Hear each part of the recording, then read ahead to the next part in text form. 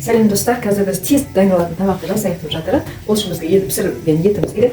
Мына кептірілген нан, 2 жұмыртқа, қара бұрыш, қызыл бұрыш және тұз, және де жуамыз керек. Ең алдымен жуамызды жақсылап ұсақ қылып турап аламыз.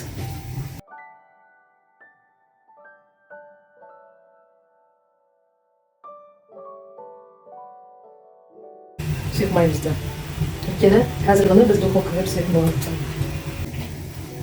Етімізді дайын болғаннан кейін осылай жасап аламыз да, кептірілген нанға былғап осылай қоямыз.